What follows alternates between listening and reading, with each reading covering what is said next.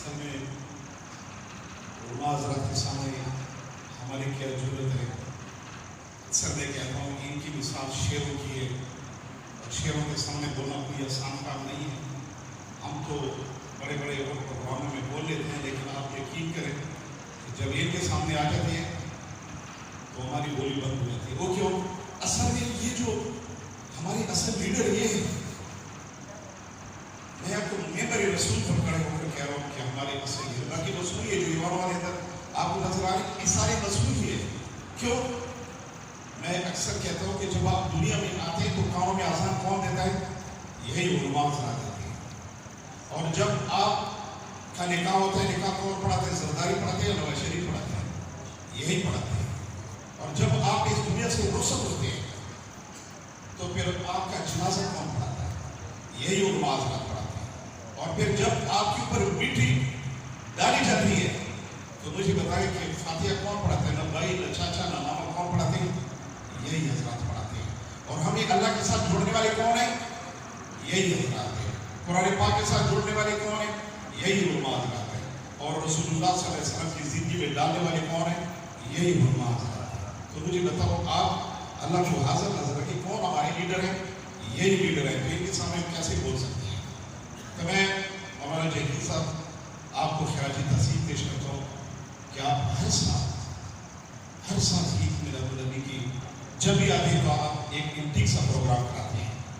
तो मैं आपकी और आपकी पूरी कमेटी को मुबारकबाद देता हूँ कि आप वाकई एक खूबसूरत महफिल सजाते हैं और इंटीक किस्म की उलमा बुलाते हैं, जहाँ पर हमारे इस इलाके के ईमान ताज़ा हो जाता है।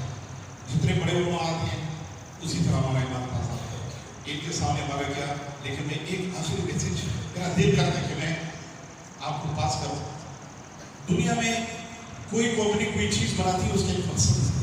AC बनाया मकसद, फ्रिज बनाया मकसद, TV बनाया मकसद, और ये जो मोबाइल बनाया इसकी फर्स्ट डिग्री की है। ये किस मकसद के लिए बना? ये राब्ते के लिए बना। काम करना, काम सुनना, ये बेचारा पहले सादा था, ये बटनों वाला था। इसके अंदर कोई टेक्नोलॉजी नहीं थी। अब इसके अंदर रंगीनी आ गई, टेक्नोलॉजी डिजिटल आ गया, 2G 3G 4G आ गया। आप इसके अंदर एक काम करें, यूट्यूब खोले, फेसबुक खोले, मैसेंजर खोले, व्हाट्सएप खोले, लेकिन जो ही कॉल आ जाती है सारा सिस्टम ड्रॉप करके कॉलों पर आ जाती है। आपको कहते हैं मौलाना साहब आपकी कॉल आ गई। रंगीन में आकर भी मकसद नहीं भूला, सादा था तभी मकसद नहीं भूल रहा था, अब रंगीन में आकर मकसद नहीं भूला।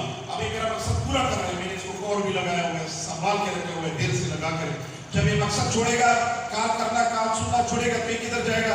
ये रद्दी की टोकरी में जाएगा। क्योंकि भाई बच्चा थोड़ा हो कि आप अपनी गेम उठा कर रहे हो, लेकिन ये मुशील होकर आप घर में आ जाते हैं, बच्चा आपसे लेकर मोबाइल दूर जाकर लेकर बैठ जाता है। क्योंकि जो ही कार आ जाती सारा सिस्टम खराब करके, गेम कर करके अब मुझे तेरी कार आ गई, वहां पर भी मकसद नहीं भूलता।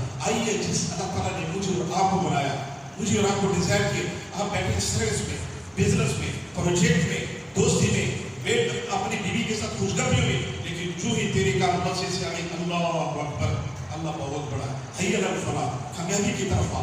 अभी आपके हाथ में कलम था, रोक गया, नोट गिर रहे थे, खत्म, प्रोजेक्ट खत्म, दोस्ती खत्म, खुशगपियां खत्म, क्योंकि मेरे काल आ गई। अगर आप इस काम के ऊपर तवज्जो दे रहे हैं तो आप दुनिया के बेहतरीन इंसान हो। अगर आप इस काम को इग्नोर कर रहे हैं तो दुनिया के बेहतरीन इंसान है। अल्लाह ने आपको मना नहीं किया कि आप फौज को न ज्ञान करें, पुलिस को न ज्ञान करें, बिजनेस न करें, हर चीज करें, लेकिन मेरा हुक्म मेरे नबी का तरीका सामने रखकर चले, फिर आप बेहतरीन इंसान है। तो मेरे सिर्फ इस वजह से मौलाना साहब की बबरकत महफिल में मैसेज दे रहा मैं ज़रूरी समझ रहा था। बहरहाल मौलाना जंगीर साहब आपकी खूबसूरत महफिल और एक ठीक उलमा आने पर मैं आपको दिल की तिहा के मुबारकबाद पेश करता हूँ, और आपके साथ हमारा तावन जारी रहेगा। आप कदम बढ़ाएं, आपके साथ है। वो आखिर दवाना अल्हम्दुलिल्लाह।